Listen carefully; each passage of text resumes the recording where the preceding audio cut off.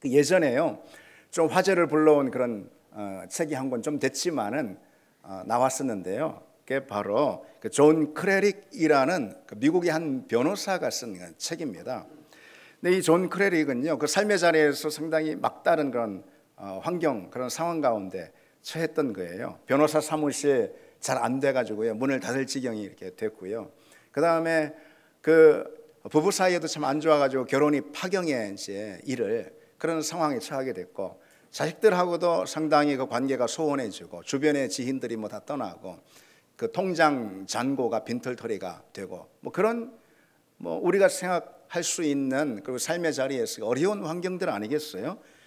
그런 이제 환경들 가운데 그에게 남은 것은 깊은 우울감, 그리고 또 외로움, 뭐 이런 것, 그런 고통이었습니다. 그게 더 이상 나빠질 것이 없는 그런 상황에서 어느 날 어릴 적 할아버지가 자기에게 들려준 그 이야기가 문득 생각이 나는 거예요. 할아버지가 이제 뭐라고 이야기를 했냐면은, 네가 가지고 있는 것들에 대해 감사하는 법을 배울 때까지 네가 원하는 것을 얻을 수 없을 거야, 이렇게 해요. 참 뭐 성경에 있는 그 말씀을 마치 압축이라도 한 그런 교훈이라 할 수가 있죠. 네가 이미 가지고 있는 것들에 대해 감사하는 법을 배우기 전까지는 네가 원하는 것을 얻을 수 없을 거다. 감사가 중요하다는 그런 말 아니겠어요? 그래서 그 말이 문득 떠올라 가지고선 사실 지금 인생에서 제일 힘들고 어려운 그런 형편임에도 불구하고 내 감사를 내 구체적으로 좀 실천해 보자. 그 할아버지의 그 교훈을 적용하기 시작한 거죠. 그래서 뭐 그냥 감사해야지 이게 아니고요, 구체적으로 실행하기 위해서 감사 편지를 썼다는 거예요. 감사 카드를 쓰기 시작한 거예요. 이를테면은 그 딸아이가 다니는 그 피아노 교습소의 그 선생님 있잖아요. 그리고 자기 그 머리카락 잘라주는 그 미용실 있죠. 미용실. 뭐 그런 분들한테 고맙다고 이렇게 감사를 하고, 자기가 변호사인데 이제 수임료를 이제 받잖아요. 그 수임료를 정확하게 자기에게 주는 그런 고객들에게 뭐 사실 당연한 것인데, 그럼에도 불구하고 참 고맙다고 그런 편지를 이제 보내기 시작한 거죠. 카페 이 커피점 아가씨에게 내 이름을 이렇게 기억하냐고, 내 이름 기억해줘서 고맙다, 뭐 그렇게 카드를 적어서 보내는가 하면은요, 그 아파트 경비 맡으신 그분들에게도 참 수고가 많으시다고, 그렇게 이제 따뜻한 감사의 인사를 적어서 편지를 보낸 것입니다.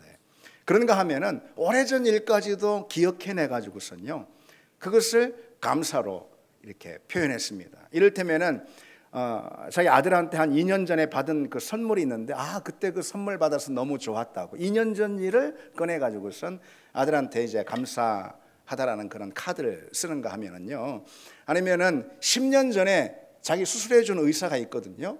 그게 내가 여태 건강하게 살고 있다고 10년 전 일을 꺼내 가지고선 그 의사한테 감사 편지를 이렇게 보낸 것입니다. 그 의사 입장에서는 참 놀랍고 그러지 않겠습니까? 굉장히 그날 얼마나 참 기분이 좋겠어요. 어쨌든 그래서 이 크레릭은요, 그런 자신이 그동안 쭉 써왔던 그런 감사 편지 그 카드를 책으로 옮겼습니다. 그래서 나온 책이 365 땡큐라는 그런 책입니다. 365 땡큐. 그래서 이 책 내용은요, 그렇게 하루하루 감사 카드를 써가는 그런 날들 가운데 정말 하나님이 은혜를 주셔가지고 모든 삶의 자리 가운데 정말 하나님께서 귀한 은혜를 다 부어주셨다라는, 뭐 말하자면 뭐 그런, 어떻게 보면은 일반적인 일상적인 그런 내용이라고 할 수가 있습니다. 그런데 그것이 한 사람이 실제 겪은 그런 일이니까 주목을 받았겠죠. 근데 정말 감사하다라는 카드 한 장만 이렇게 썼는데, 그런데 뭐 그로 인해서 뭐 일들이 다 뭐 꼬인 일들이 술술 풀렸다, 뭐 그런 말은 아니겠죠. 실은 그 일상에서 변화된 사람은 그 누구보다 자기 자신인 거예요. 그의 삶을 바라보는 시각과 태도, 이 모든 것들이 긍정적으로 또 감사의 마음으로 그 자신이 변화가 되는 거예요. 물론 그가 그처럼 모든 일상에 대해서 감사 편지를 써내려가는 그 순간에도요, 그 변호사 수임료를 떼먹는 그런 고객들도 있고요, 이혼 이것이 이제 법정에서 계속해서 이혼 소송이 진행되고 있고요. 그리고 또 뭐 경제적으로는 파산 위기에 또 여전히 처해 있고 뭐 그런 상황이었어요. 그래도 감사 카드를 멈추지 않았다는 거예요. 하나님이 이미 주신 것들이 있다면 돌아보면은 그런 것들이 있어요. 그래서 다 그런 것들을 가지고 감사 편지를 쓴 거예요. 그런데 그러다 보니까 시간이 지나니까 답장이 돌아오기 시작했다고 합니다. 편지를 받고 그냥 있을 수는 없잖아요. 그러니까 받은 사람들이 답장을 하기 시작한 거죠. 감사의 이 그런 표현에 대한 답신을 그가 받았을 때 그때 훨씬 더 참 그 마음이 너무 다르다라는 거예요. 너무 기쁘고 감사하고 더 감사하고 이렇게 여유를 갖게 되고 어떤 행복이라는 것을 얻게 되고 그렇게 됐다라는 거예요. 그러다 보니까 그 삶도 하나님이 만져주셔서 뭐 변호 의뢰하는 건수도 더 늘어나게 됐고 그리고 또 그로 인해서 얻는 수입도 늘어나게 되고 그리고 결국은 그가 원했던 지방법원의 판사로 임명이 됐다고 그럽니다. 그처럼 이제 이 감사 쪽지 하나가 그 인생을 변화시켰다라는 그 책 내용이 뭐 365 땡큐라는 그런 책 내용입니다. 여러분 오늘은 추수감사 주일입니다. 뭐 특별히 이런 때에 뭐 감사의 말씀을 한번 기억하는 그런 정도로 그치지 않기를 원합니다. 우리에게 추수감사주일을 주신 이유 그리고 우리가 이렇게 감사에 대한 말씀을 나누게 해주신 그 이유는 무엇이겠습니까? 이 감사가 1년 365일 우리 일상의 자리 매사의 자리로 확장되길 원하시는 마음에 하나님이 이 추수감사주를 우리에게 주신 줄 믿습니다. 이 추수감사주를 우리가 다시 감사가 얼마나 중요하고 특별히 일상의 감사가 얼마나 중요한지 되새길 수 있는 그런 은혜가 우리에게 있기를 원합니다. 아까 말씀드린 그 존 크레릭 있잖아요. 그 인생이 이 감사로 인해서 완전히 바뀌었습니다. 뭐 그것은 틀림없는 사실, 부정할 수 없는 사실입니다. 그 인생이 바뀌었어요. 무엇을 통해서? 그저 있었으면 안 바뀌었어요. 감사하니까 감사의 태도, 감사의 삶을 통해 그 인생이 근본적으로 변화를 겪게 됐다는 거죠. 그 내면부터 해서 그 삶 전체가요. 근데 여러분 어떻습니까? 어떻습니까, 여러분? 우리 현실을 보면은 어떨까요? 아까 그 존 크레릭이라는 사람은요, 현실적으로는 상황적으로는 감사할 수 없는 상황이에요. 있다 손 쳐도요 감사할 수 없는, 그래서 불평과 원망이 튀어나오는 그럴 만한 상황들이, 현실들이 훨씬 더 컸어요. 그렇잖아. 여전히 경제적으로 가정도 어렵고 모든 삶이 지치고 피곤한 그런 상황이에요. 그래서 두렵고 염려가 나오고 더 나아가서 불평과 원망이 터져 나오는, 그것이 많으면 더 많을 수 있는 현실인데도 불구하고 그런 현실임에도 그는 감사의 것들을 찾았어요. 감사할 거리들을 찾았어요. 심지어 10년 전 것까지 꺼내서 감사할 것들을 찾았다는 거죠. 그 감사가 그를 변화시킨 걸 볼 수가 있습니다.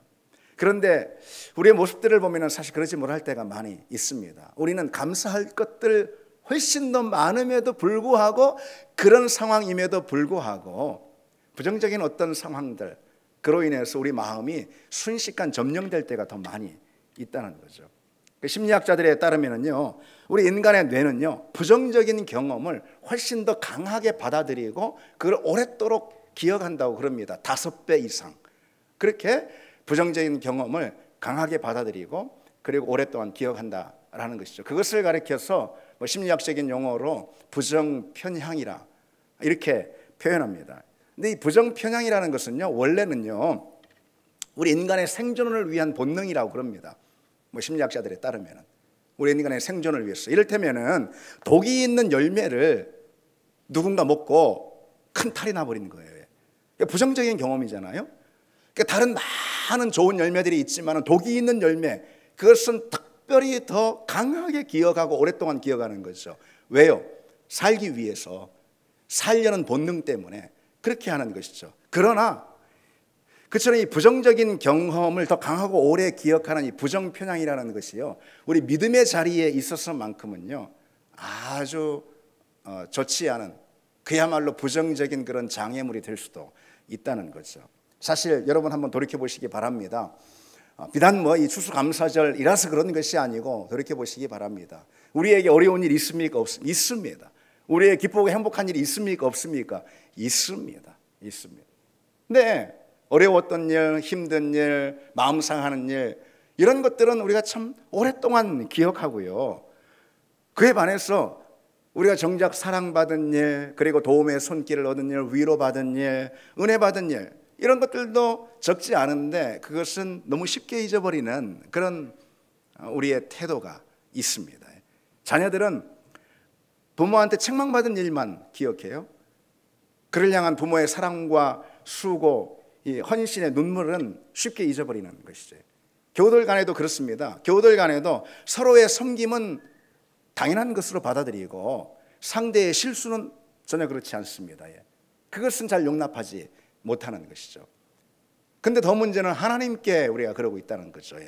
하나님께 받은 은혜, 조금만 어려움이 생겨도요, 그 은혜를 쉽게 잊어버리고요, 까먹어 버립니다.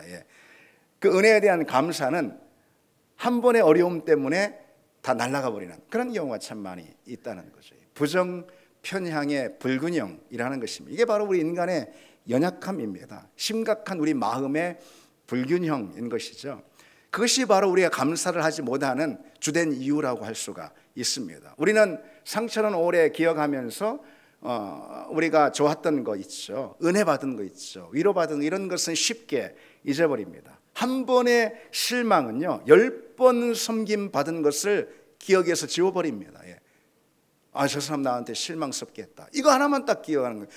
그 전에 있었던 10번의 섬김이 그 한 번의 실망감으로 인해서 다 무너져 버리는 것이죠. 한순간의 서운함이요 오랫도록 자기를 돕고 함께 해준 그 헌신을 금방 덮어버립니다. 한순간에 덮어버리는 것이죠. 여러분 어떻습니까? 우리에게 그처럼 이 부정편향의 심각한 불균형이 있는 것이죠. 우리가 감사하지 못하는 이유, 우리가 기쁘고 긍정적으로 살지 못하는 이유는요, 우리 삶의 형편이 마치 그와 같아서 그런 것이라기보다도 우리가 선택적으로 기억하고 또 받아들이기 때문에 그렇습니다. 부정적인 것은 강하고 오랫동안 우리 마음에 담고 우리에게 있는 긍정적인 여러 상황들, 우리에게 다가온 그런 여러 손길과 사건들, 이런 것들은 쉬 잊어버리기 때문에 그런 것이죠. 그래서 감사가 우리 입술에서 떠나고 우리 입술에서 자꾸 염려가 나오고 또 불평이 나오고 하는 이유가 거기에 있습니다. 여러분 어떻습니까? 어떠십니까? 먼저 자녀들이 좀 그렇다라는 것을 우리가 생각해 봐야 합니다. 여러분들이나 저나 우리가 다 부모이기도 하지만 또 자식이기도 한 거예요. 그렇죠? 우리 부모님이 계세요. 자녀이기도 한 거예요. 자식들이 그래요. 이 부정편향의 경향성이 있다라는 거예요. 자녀들은 부모의 수많은 희생과 헌신, 또 밤낮 눈물로 부르짖고 기도한 그 기도의 눈물은 기억하지 못합니다. 쉽게 잊어버려요. 하지만 어릴 적 한 번 받은 그 꾸중이나 책망은요, 이 심중에 깊이 담아두고 상처로 간직하는 그런 경우가 많이 있습니다.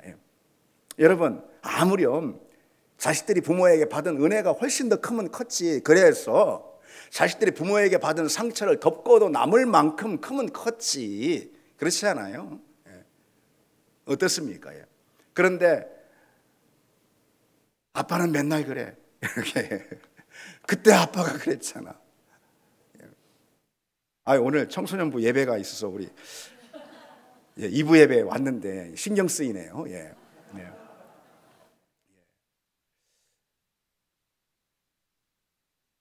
군에 간 큰애가요, 또 우리 애 또 디스하면 또 이거 또 작은 애가 또 뭐라 할 텐데, 또 군에 간 큰애가 휴가 나와가지고 지 엄마한테 그랬다라는 거예요. 옛날에 아빠한테 매 맞은 적이 있는데 그때 굉장히 마음 상했다고 그랬다라는 거예요. 군대 간 놈이, 총 들고 있는 놈이 나이가 몇 갠데 5살, 6살 때 받은 그 상처, 아빠가 맴매해가지고 매 맞아가지고 그게 이렇게 마음에 남는다라는 거죠. 물론 이제 그런 말 들으면은 뭐 아빠 입장에서도 또 돌이켜 봐야 하는 것이고 또 고칠 것은 또 고쳐야 하는 것이지만, 여러분, 근데 요즘 TV에 나오는 뭐 부모 상담가라, 뭐 육아 상담가라 하는 사람들의 이야기를 들으면은 참 바람직하지 않은 것들이 많이 있습니다. 성경적인 관점에서 보면은 그런 일이 있을 때 뭐 아이한테는 잘못이 없다, 뭐 부모가 잘해야 된다, 뭐 이런 말들을 하는데 그 말 뭐 기본적으로는 동의하지만은요, 성경의 방향은 좀 다릅니다.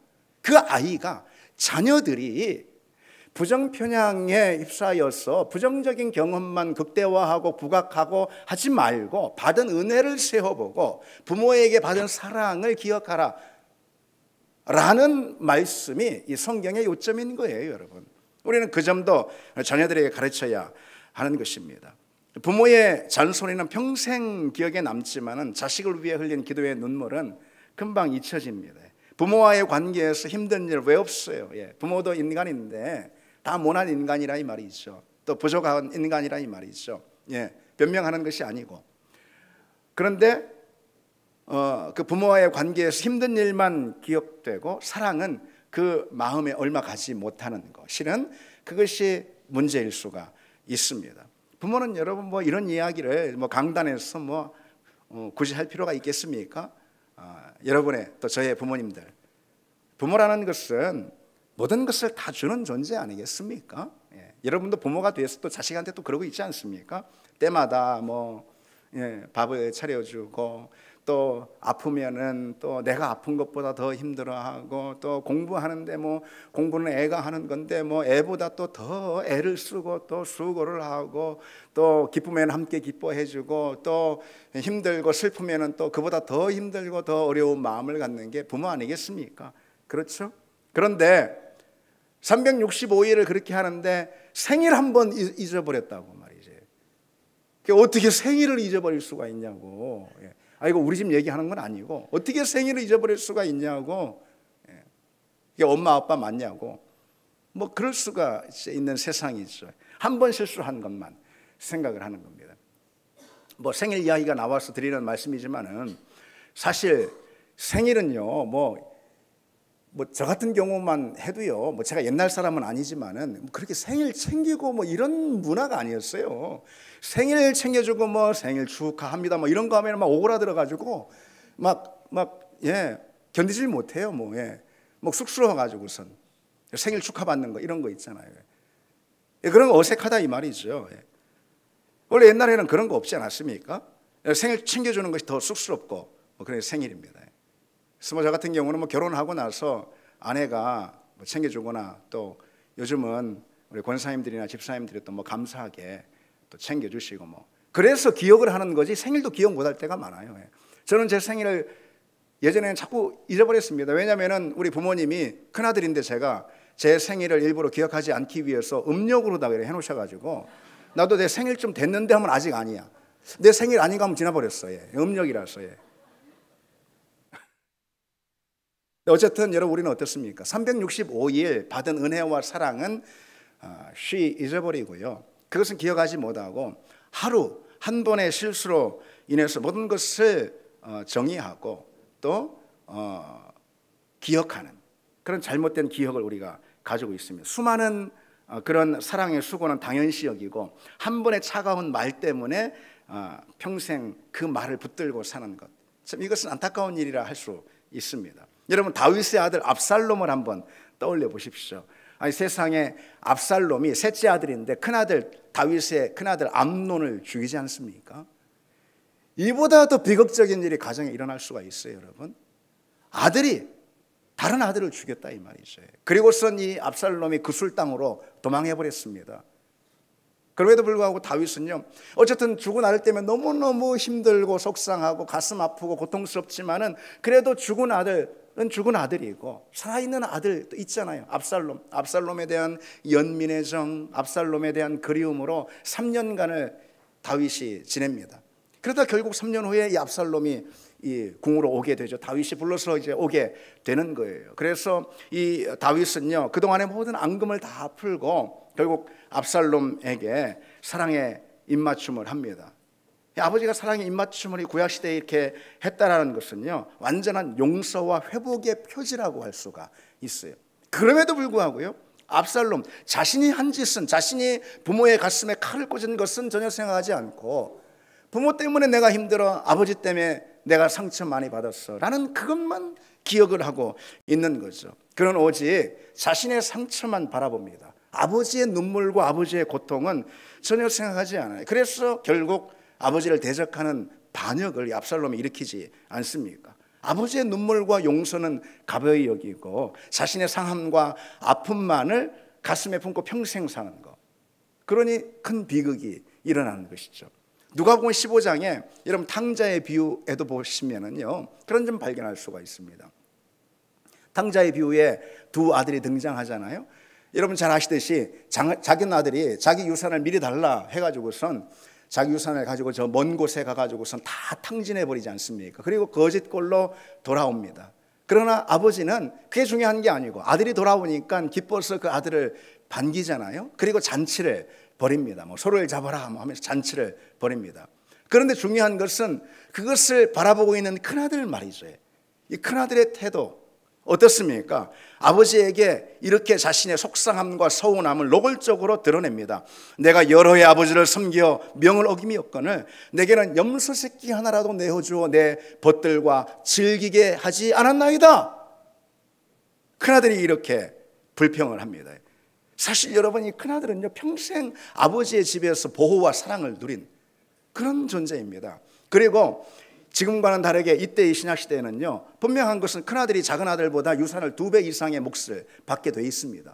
아니 그렇게 많은 유산이 자기에게 남겨져 있고 자기가 이미 아버지의 집에서 큰 사랑과 은혜의 그 보호 그 그늘 아래 지금까지 살아왔는데도 불구하고 자기 동생을 위해서 아버지가 소를 잡는다고 내게는 벗들과 즐기게 하라고 염소 새끼 한 마리 잡지 않았나이다. 아버지가 준 그 큰 은혜는 다 무시하고 세상 염소 새끼 한 마리 잡아주지 않았다라는 그런 서운함만 드러내는 것이죠. 이것이 바로 선택해서 기억하는 거예요. 선택적으로 기억하고 그래서 은혜는 축소하고 상처만 부각하는 그런 부정편향의 불균형이라는 뜻이죠. 근데 부모와 자식 사이만 그런 것이 아니고 때로 교우들 가운데도 그럴 수가 있습니다.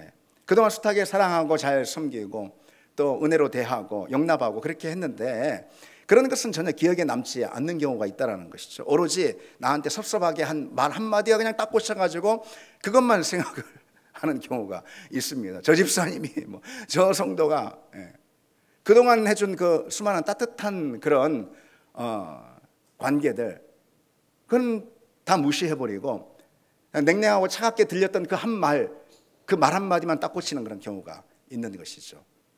그게 참 속상한 일이라고 할 수가 있습니다. 목사인 저 역시 간혹 우리 교회 우리 성도들은 다 성숙한 그런 분들이라 그런 일들이 별로 없지만 하여튼 그래도 간혹 목회를 하다 보면 간혹 그런 일들이 있을 수 있습니다.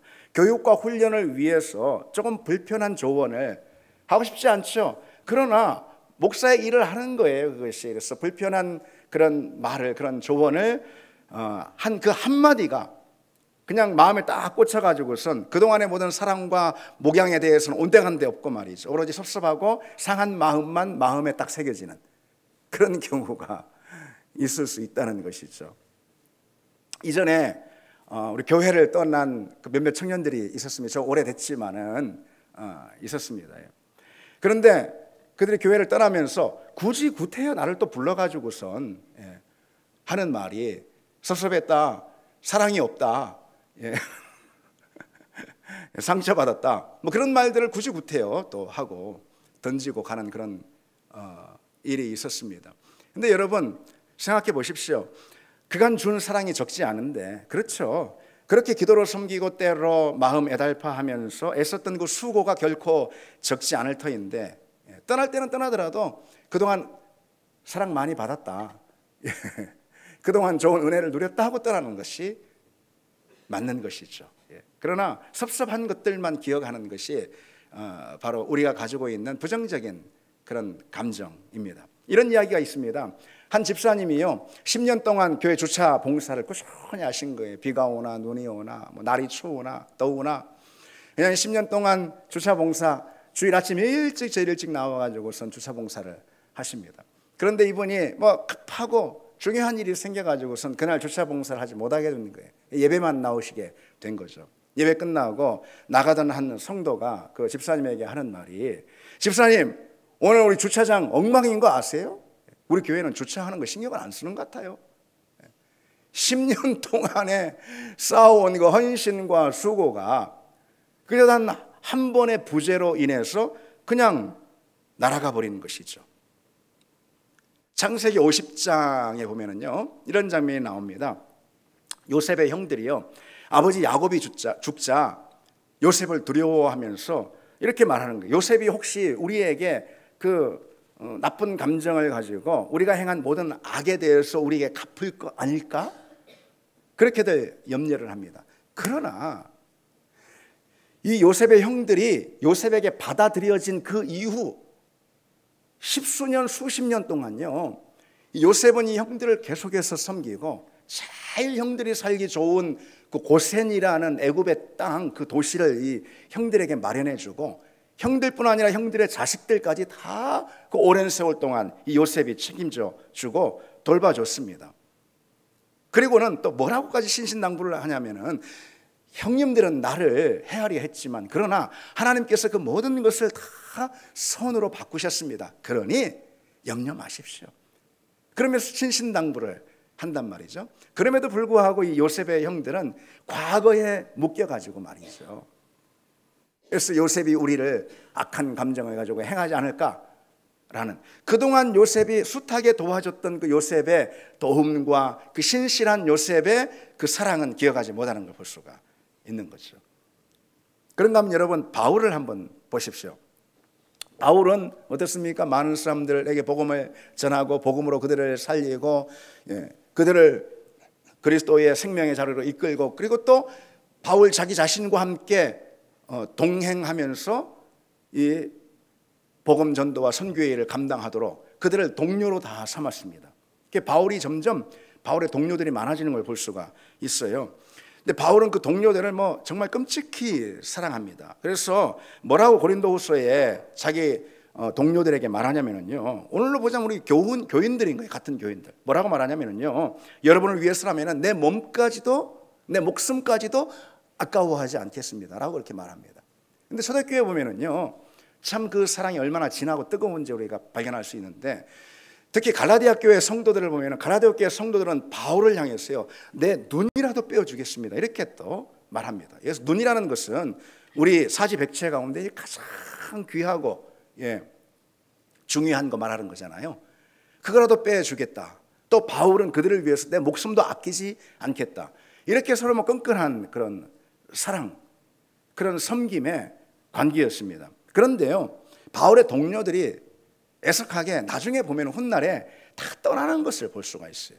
그것을 바울이 디모데후서에 이렇게 안타까운 마음으로 토로합니다. 나와 함께 한 자가 하나도 없고 다 나를 떠났다 이렇게 말합니다. 바울이 참 그토록 사랑하고 바울이 그들에게 생명의 복음을 전하고, 그리고 바울이 자기 자신의 목숨까지도 내어줄 정도로 그들을 그렇게 사랑했지만은 결국 바울 곁에 남아있는 사람이 하나도 없었던 것이죠. 다들 바울에게서 받은 은혜와 사랑은 쉽게 잊어버리고 바울과 더불어 바울과 함께 겪었던 그 어려움과 불편함들만 그들 마음 가운데 남았던 거예요. 물론 바울이 어렵게 하고 불편하게 한 건 아니죠. 그러나 바울과 함께 할 때는 항상 어려움이 있어. 왜? 바울이 박해를 뚫고 복음을 전하는 그런 선교사의 삶을 살았기 때문에 바울과 함께 하면은 늘 불편함과 어려움이 있었던 것이죠. 근데 바울에게 받았던 그 진한 사랑과 은혜는 금방 잊고요, 바울과 함께 있음으로 그와 더불어 겪어야 할 어려움과 불편, 이것들만 크게 부각이 됐던 것입니다. 그게 바로 부정편향이라는 것이죠. 그런데 이런 부정편향의 불균형이요, 하나님께 대해서 적용이 될 때 사실 그것이 가장 큰 문제라고 할 수가 있는 거죠. 그렇죠, 여러분? 광야 이스라엘 백성들 한번 생각해 보십시오. 홍해를 가르신 기적을 만나고 만나와 메추라기로 먹이시는 그 수많은 중다한 백성들을 먹이시는 그런 하나님의 능력, 하나님의 권세를 또 경험하고 불기둥 구름기둥으로 늘 그들과 함께 하신다라는 하나님의 이 선명한 사인 아니겠어요? 그 하나님의 선명한 사인 가운데 이들이 있었습니다, 광야의 자리에서. 그러나 우리가 출애굽기나 민수기를 통해서 확인할 수 있듯이 이들은 늘 하나님을 원망하고 또 염려하고 두려워하고 걱정하고 불평하고 그랬던 거죠. 하나님이 홍해를 가르치자요, 그리고 그 홍해 가운데 애굽의 모든 군사들을 다 수장시키시자 백성들이 어떻게 노래합니까? 이 대목이 참 유명하죠. 출애굽기 15장의 백성들이요, 그는 높고 영화로우시며 그 말과 탄 자들을 바다에 빠뜨리셨다, 바다에 던지셨음이로다. 이렇게 해요. 하나님은 얼마나 놀라우시고 하나님 얼마나 전능하신 분이신지 그 군대와 그리고 그 말들을 다 수장시켰다. 하나님은 영화로우신 분이시다. 이렇게 이들이 하나님을 찬양합니다. 그런데 고작 사흘이 지났어요. 광야로 나왔으니까 당연히 마실 물이 없지. 마실 물이 없다고 이들이 불평하고 원망합니다. 그래서 일제히 다 일어나서 마치 모세를 막 잡아먹을 듯이 그렇게 불평을 합니다. 아니 고작 3일 전에 그 어마어마한 일이 일어났는데, 하나님의 기적을 봤는데, 아니 홍해를 가르는 기적을 주신 하나님이 아예 그까지 물 하나 어디서 구하지 못하겠습니까? 그 생각을 하지 못하는 거예요. 심지어 이들이 이렇게 불평을 합니다. 왜 우리를 애굽에서 인도해내요? 우리와 우리 자녀들이 여기서 목말라 죽게 하려 하느냐? 이렇게 해요. 세상에 참 하나님이 이런 불평을 들으셨다면 너무너무 속상할 그런 말이죠. 이 말이 뭐예요? 하나님이 이들을 애굽에서 끌어내신, 광야로 끌어내신 이유는 이들을 목말라 죽게 하기 위해서 끌어내셨다라는 것과 같은 것 아니겠습니까?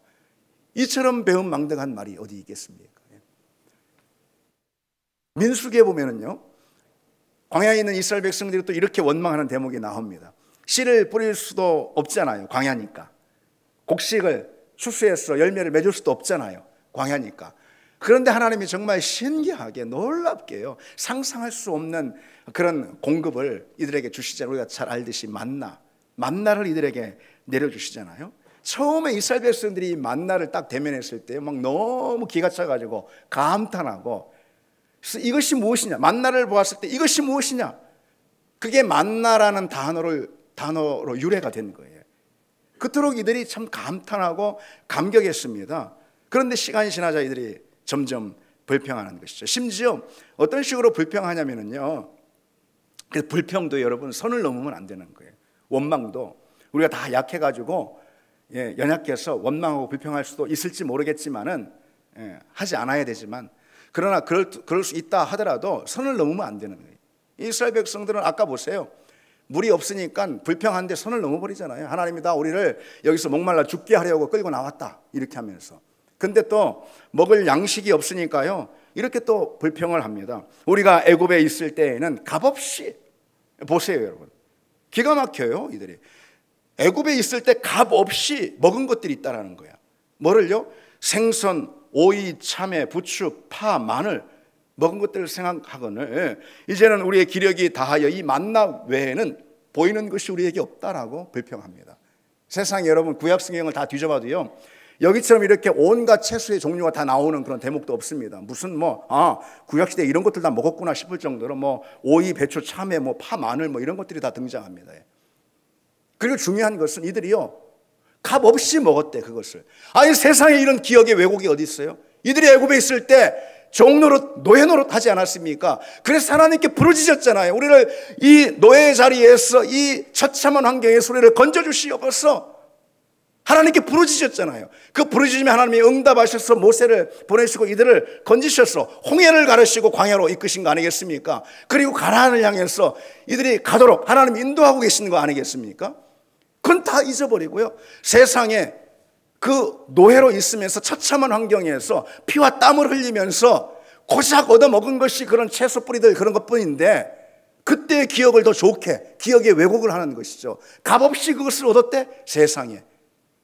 그리고 오이, 참외, 배추, 파 어쩌고 등등 하면서 먹었노라. 그런데 우리 맛대가리 없는 지금 만나만 우리 눈에 보이는구나. 처음에 만나를 봤을 때는 세상에 눈이 동그래져 가지고선 이것이 무엇이냐 막 이래놓고선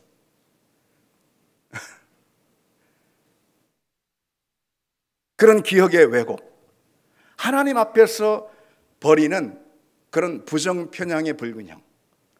여러분, 이것이 오늘날 우리의 믿음을 가로막는 큰 장애가 될 수가 있다는 사실, 우리가 기억을 해야 합니다.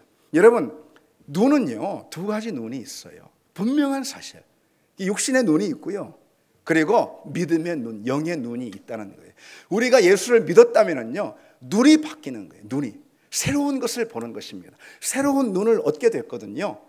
예수를 믿은 것은 영적인 개한수술인 것입니다. 새로운 눈을 얻었어요. 믿음의 눈인 거예요. 육신의 눈으로는 무엇이 보입니까? 어려운 것이 보이죠. 육신의 눈으로는 무엇이 보입니까? 광야가 보이는 것이죠. 힘든 일이 보이는 것, 장애가 보이는 것이죠. 그래서 당장 우리 입으로 눈이 본 그대로 불평이 나오고 원망이 나올 수밖에 없습니다. 그러나 여러분, 우리는 영적인 개한수술로 믿음의 눈을 얻게 되었어요. 영의 눈을 얻게 되었습니다. 영의 눈으로 보면 무엇이 보입니까, 여러분? 무엇이 보입니까? 하나님이 하신 일이 보이는 거죠. 우리가 당장의 눈앞에 보이는 그 이면에 하나님이 행하신 놀라운 그 일들, 무엇이 보입니까, 여러분? 구원이 보이지 않습니까? 그분이 그 아들 예수 그리스도를 우리의 구원을 위해서 희생하신 그 사건이 보이지 않습니까? 십자가의 놀라운 은혜가 보이지 않습니까? 우리 주 예수 그리스도께서 그 몸을 찢으시고 그 보혈을 다 흘리신 그 구원의 사건이 보이지 않습니까? 믿음의 눈이 보는 것은 바로 그런 것이죠. 하나님이 우리 환경을 열어주시고 하나님이 우리 상황을 열어주시고 개선해 주시고 이런 것이 아니고, 여러분, 믿음의 눈으로 볼 때 하나님이 우리에게 행하신 가장 중요하고 가장 특별한 일이 보인다는 것이죠. 바로 예수 그리스도를 통해서 우리에게 생명을 주신 바로 그 일이 우리에게 보이는 것입니다. 또한 하나님이 오늘도 여전히 신실하게 내 인생을 붙들고 계시고, 아멘. 여러분, 그런 줄 믿습니다. 여러분, 우리가 어떤 상황 가운데 있어도 이 사실 잊지 마시기 바랍니다. 여러분 다 하나님의 자녀인 거예요. 누가 뭐라 해, 다 하나님의 자녀인 거예요. 여러분이 뭘 느껴도 다 하나님의 자녀인 거예요. 하나님이 누구보다 여러분을 사랑하셔서 그 아들을 주셨습니다. 그런데 여러분보다 귀한 사람, 우리보다 귀한 사람이 누가 있습니까? 대체 누가 있습니까? 우리는 바로 하나님 앞에 그런 존재들로 하나님이 우리 삶을 신실하게, 우리 삶을 하나님이 변함없는 은혜로 이끌어 주시는 줄 믿습니다. 오늘도 하나님의 그 신실하신 손길이 우리 가운데 있다는 것이죠. 그래서 우리가 아까 부른 여러분 찬양 있지 않습니까? 신실하신 나의 주, 나의 삶을 인도하셨네. 우리 있지 않습니까? 신실하. 우리 한번 같이 한번 찬양하겠습니다. 이 대목만 우리 같이 찬양해 봅시다. 신실하신 나의 주님, 나의 삶을 인도하셨습니다. 너무너무 이 찬양의 고백이 하나님께 드리는 우리의 고백이 되기를 원합니다. 이 추수감사주일 우리가 드릴 가장 귀하고 복된 고백인 줄 믿습니다. 우리 같이 찬양 이 대목만 같이 합시다.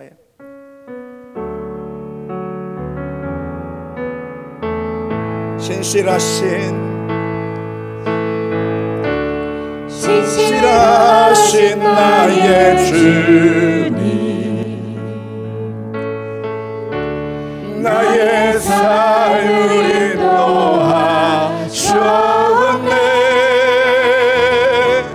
나의 모든 온 땅에 오선하신 주를 노래하리. 아멘 아멘. 신실하신 나의 주님,